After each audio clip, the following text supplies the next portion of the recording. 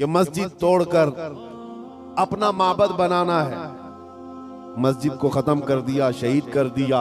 भाई हुकूमत तुम्हारे पास, ताकत तुम्हारे पास, कोर्ट तुम्हारे पास, वकील तुम्हारे पास, बना लो। बड़े जोर शोर से सब बना रहे। हमसे एक इंटरव्यू वाले ने पूछा आप इस पर क्या कहते हैं? हमने सिर्फ इतना ही कहा कि बनाने के लिए कहो लेकिन थोड़ा किबला देखकर बना लेना। अच्छा है भाई, किबला देखकर बना लेना। ये क्यों कहा? क्योंकि हमें पता है मेरे मुस्तफा ने फरमाया एक दौर आएगा जब हर दीवार से आवाज आएगी अल्लाहु अकबर, हर जगह से अल्लाहु अकबर की आवाज गूंजेगी। और एक फार्मूला याद रख लो, उनकी बात करो, हर दिल पे राज करो। नबी पाक सल्लल्लाहु तआला अलैहि वसल्लम की ज़ात पाक एक ऐसी अल्लाह तबारक व तआला की बनाई हुई यहां दुनिया में शख्सियत है कि सारी दुनिया उस जात के इर्द गिर्द है। वो जो न थे तो कुछ न था, वो जो ना हो तो कुछ ना हो। तुम्हारा तारुफ, तुम्हारी इज्जत उसी नबी से वाबस्ता है। हत्ता के लोग मशहूर होने के लिए आज हुजूर पाक सल्लल्लाहु तआला अलैहि वसल्लम की गुस्ताखियां भी कर रहे हैं, और उनका मकसद सिर्फ और सिर्फ अपनी कौम में हीरो बनना आज एक फैशन बन चुका है। दुश्मनाने इस्लाम के दरमियान बड़ी बड़ी कंट्रीज में भी देखने को मिल रहा है। जिसको बड़ा नेता बनना है वो हुजूर पर भोंकता है, इस्लाम के खिलाफ, कुरान के खिलाफ। उन जालिमों को कभी डूब कर मर कर सोचना चाहिए। हिंदुस्तान ही की अगर मैं बात करूं, मुझे तो मेरी इस अदा पर भी फख्र है कि अल्लाह ने मुझे अगर कुछ अता किया है तो मेरे रसूल के सदक़े में अता किया। किसी दूसरे पे भोंक कर तो मशहूर नहीं हुआ, तुम्हारी किसी किताब पे बोल के तो नहीं आया, ना तुम्हारे धर्म पे बोल कर आया, ना तुम्हारे किसी गुरु घंटाल को बोल के आया। मुझे मेरे मुस्तफा की इज्जत से अल्लाह ने इज्जत दी, और उन्हें यह सोचना चाहिए तुम्हारे पास रखा कुछ है ही नहीं जिसको बोलकर तुम दुनिया में पॉपुलर बन सकते। तुम्हें पॉपुलर बनने के लिए भी मेरे नबी का वास्ता लेना पड़ रहा है। बदनामी से भी नाम चाहते हो दुनिया में, अगर कुछ नाम करना है बदनामी के जरिए से, तब भी मेरे नबी के नाम पर भोंकते हो। आज ऐरा गैरा नत्तू खेरा जैसा भी हो, इस्लाम के बारे में कुछ कह दे तो उसको चंद लोग हीरो बनाते हैं, और उस पागल को ये नहीं मालूम कि ये 4 ही दिन का हीरो होता है। जो ये खिलाफ भौंकता है हुजूर की शान में या इस्लाम के खिलाफ, उसे ये एहसास नहीं होता कि वो, उसकी मिसाल ऐसी है जैसे बैलगाड़ी के नीचे जो कुत्ता चल रहा होता है।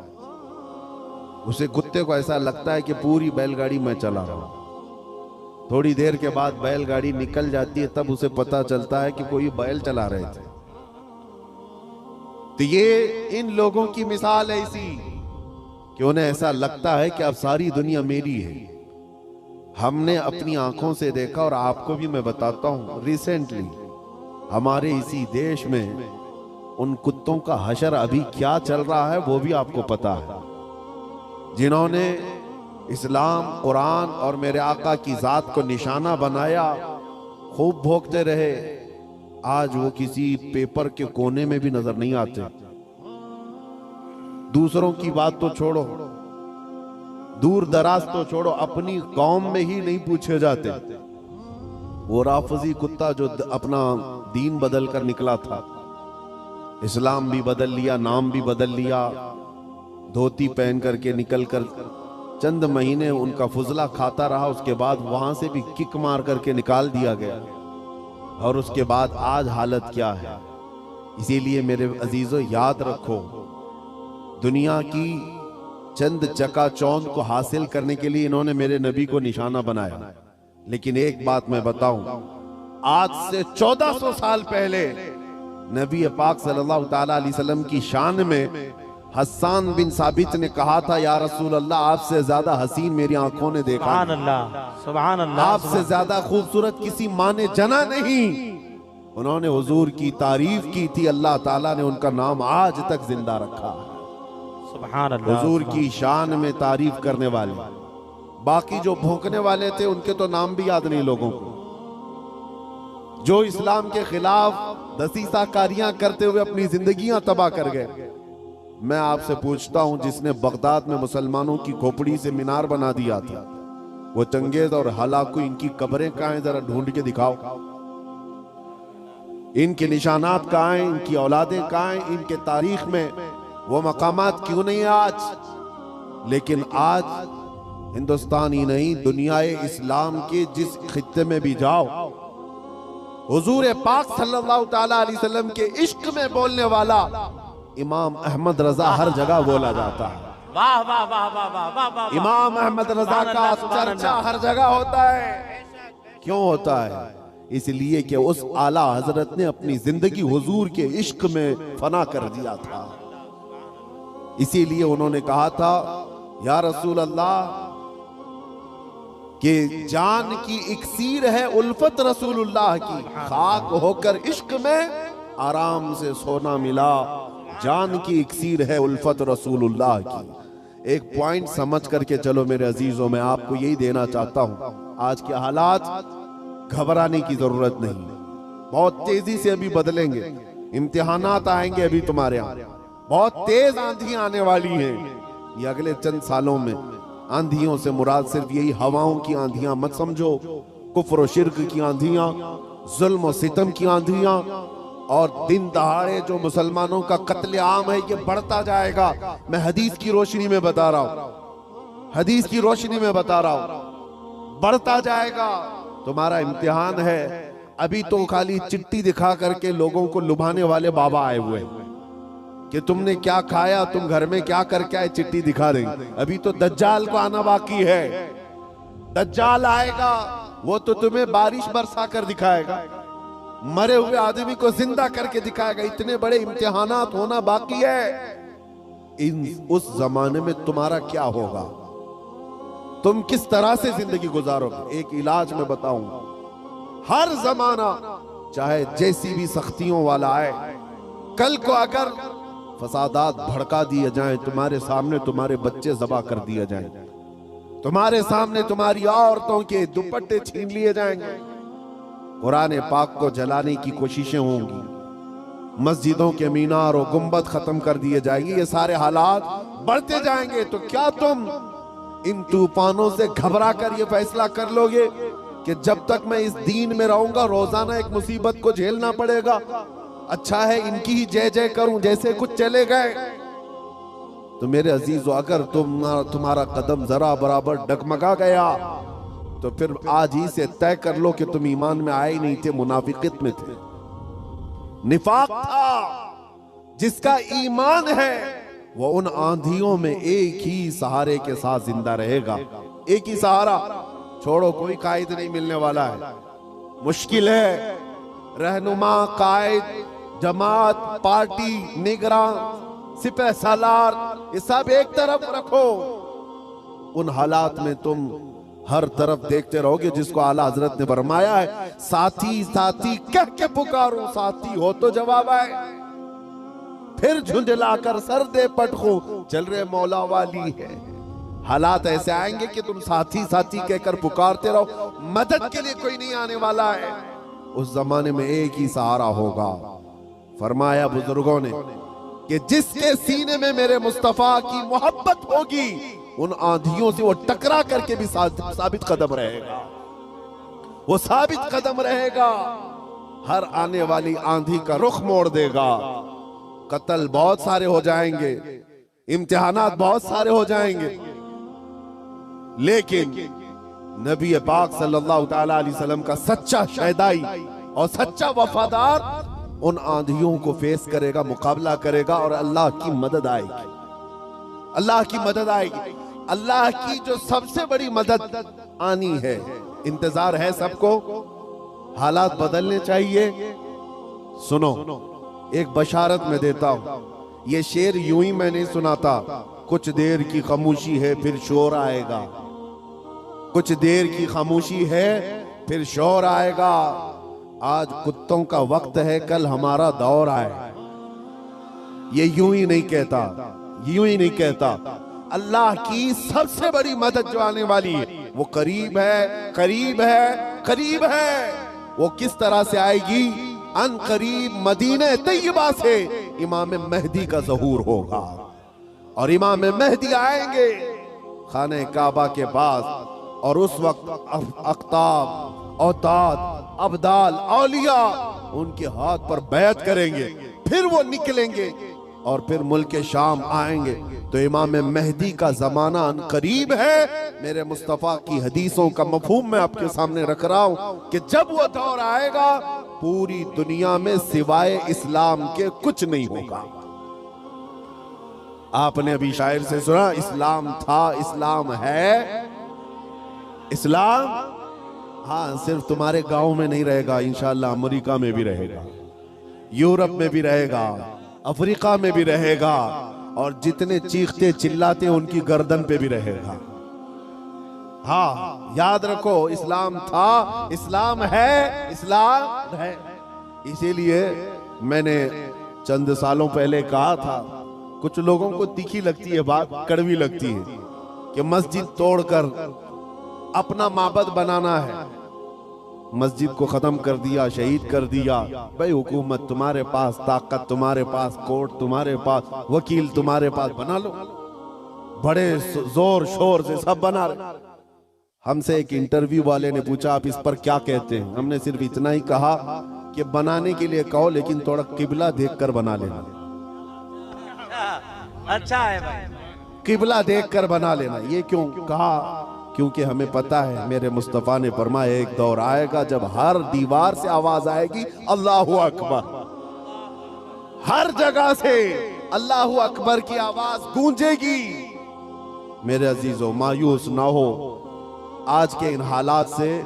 जो नौजवान मायूस होकर सरासीमगी के शिकार हो जाते हैं, मुझे उनसे शिकायत है। आज भी तुम्हारे पास वही जज्बा है, हमें पता है। अगरचे बिखरी हुई ये कौम है लेकिन बड़ी बड़ी ताकतें तुमसे खौफजदा हैं। डरती क्यों है? गरीब मुसलमान देहात में रहते हैं, कामकाज नहीं है, इनके पास तो जायदादें नहीं, इनके पास नौकरियां नहीं, इनके पास फौज नहीं, लेकिन मीडिया की जीनत तुम ही तो हो। कितने चैनल ऐसे हैं जिनमें हमारा नाम लिए बगैर तो दुकान नहीं चलती। हकीकत है या नहीं? क्यों? हम ही हम हैं। सारी जगह डिबेट में हम ही हम हैं। कुछ बात तो है कि मिटती नहीं हस्ती हमारी। इकबाल ने कहा है कुछ बात तो है कि मिटती नहीं हस्ती हमारी, सदियों रहा है दुश्मन दौरे जमा हमारा। लेकिन मेरे अजीजों, वो वक्त आएगा, वो वक्त आएगा जब तुम्हारा इश्क मचलेगा और तुम अमली मैदान में आओगे और नबी पाक सल्लल्लाहु ताला अलैहि वसल्लम का नारा बुलंद होगा।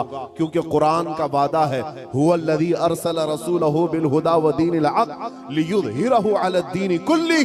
वो अल्लाह है जिसने अपने रसूल को हक के साथ भेजा है ताकि वो अपना दीन पूरी दुनिया में गालिब फरमाए। दीन पूरी दुनिया में गालिब आएगा।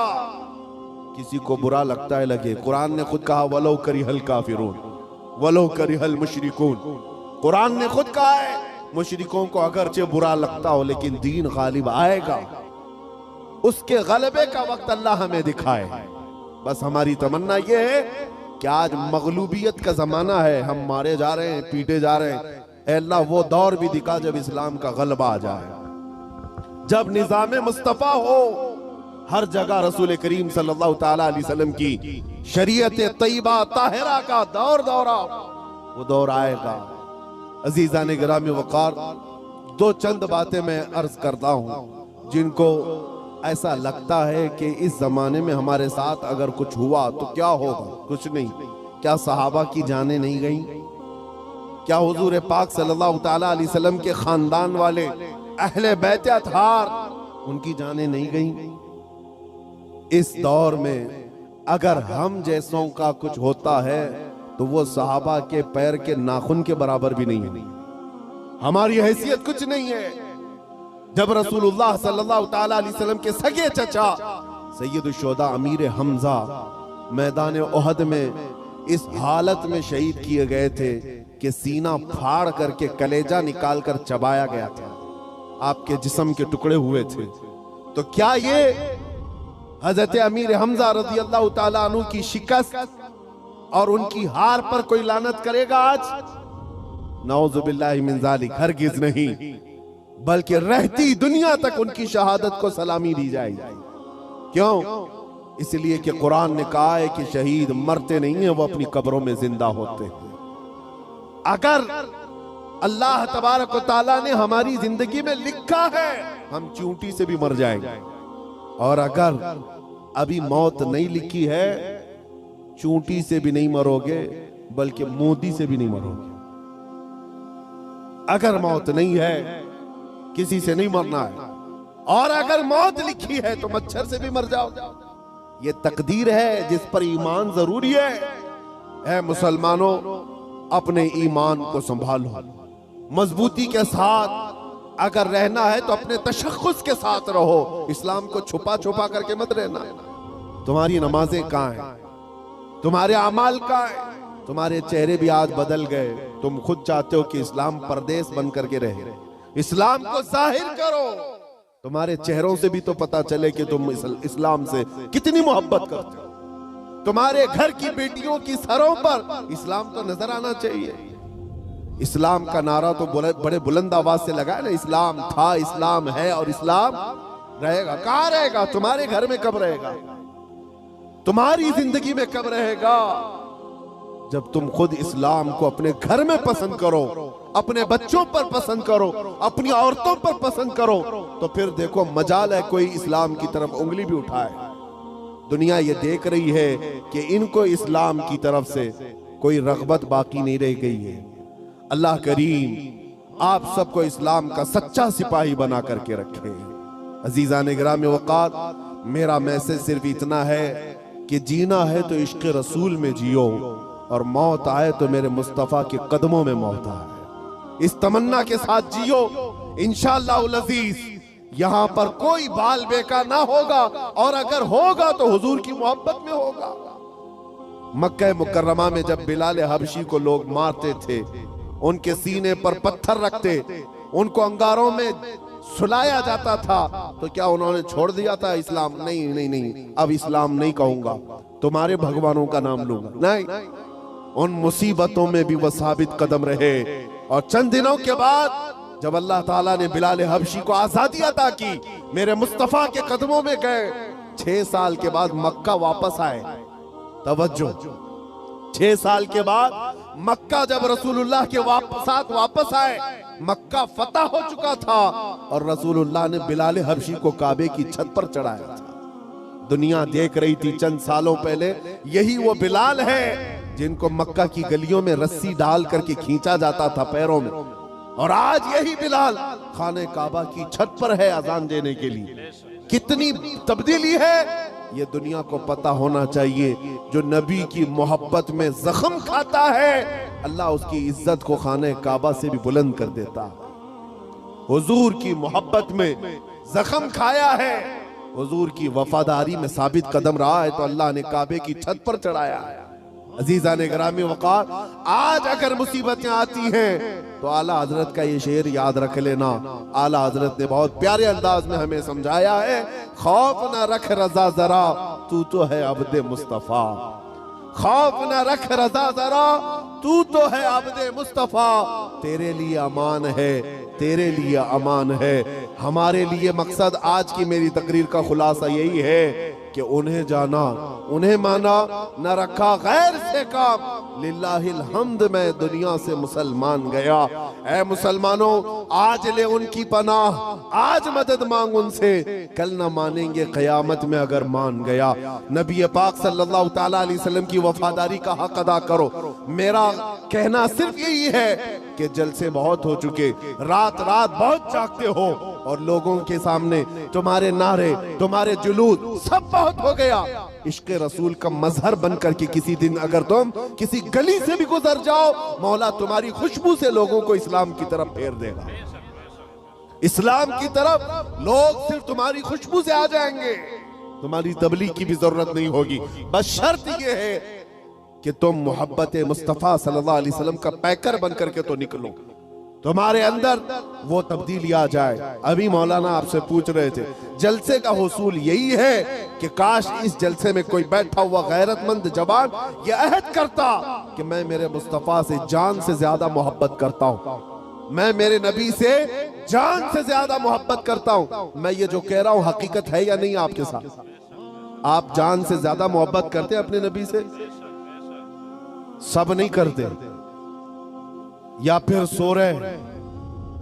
नबी पाक सल्लल्लाहु ताला अलैहि, मैं हाथ उठाने के लिए नहीं कह रहा, अरे मेरे अजीजों मैं तो गर्दन कटाने की बात कर रहा हूं। हाथ तो बहुत छोटी चीज। क्या आप नबी पाक सल्लल्लाहु ताला अलैहि वसल्लम से अपनी जान से ज्यादा मोहब्बत करते हैं? अगर हुजूर से जान से ज्यादा मोहब्बत है तो कोई जवान यह अहद करता, मेरे नबी को नशा पसंद नहीं था, मैं कभी नशे के करीब नहीं जाऊंगा। मेरे रसूल को कभी गाने पसंद नहीं थे, मैं गाने कभी नहीं सुनूंगा, तर्क कर दूंगा।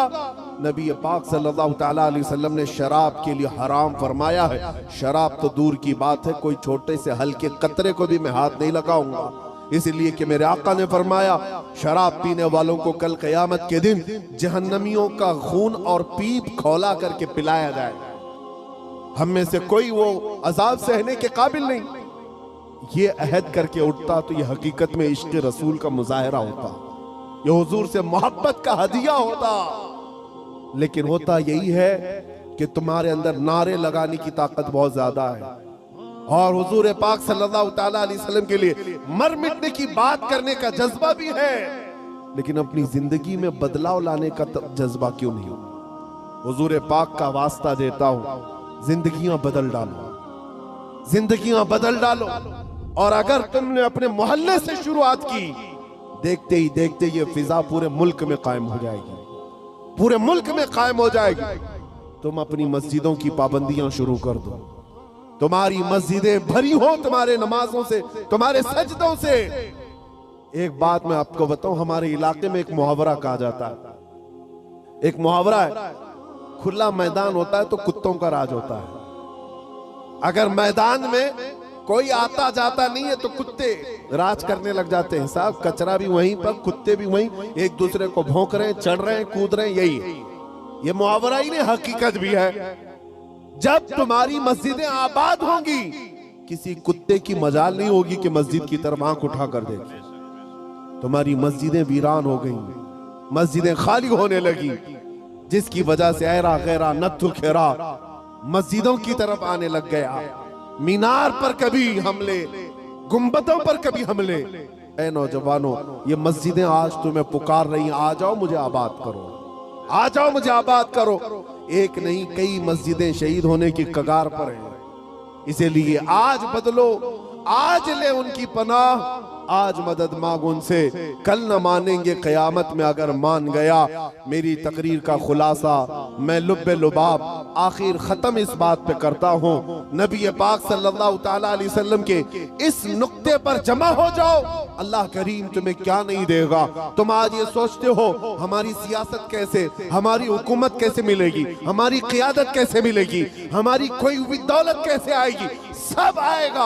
अरे ये कोई चीज ही नहीं है, बल्कि अल्लाह रब्बुल इज्जत के कुरान पाक की आयत की तर्जुमानी करते हुए आशिक रसूल कहता है कि मोहम्मद से वफा तूने, कि मोहम्मद से वफा तूने तो हम तेरे हैं। ये जहां चीज है क्या, लौह कलम तेरे हैं। ये सियासत चीज है क्या, लौह कलम तेरे है। हुकूमत चीज है क्या, लौह कलम तेरे है। अल्लाह करीम तुझे लौह कलम अता कर दे, बस शर्त यह है कि मेरे मुस्तफा से मोहब्बत करो। हमें करनी है शहिंशाह बतहा की रजा जोई, वो अपने हो गए तो रहमत परवरदिगार अपनी। मौला करीम कहने सुनने से ज्यादा अमल की तौफीक अता फरमाए।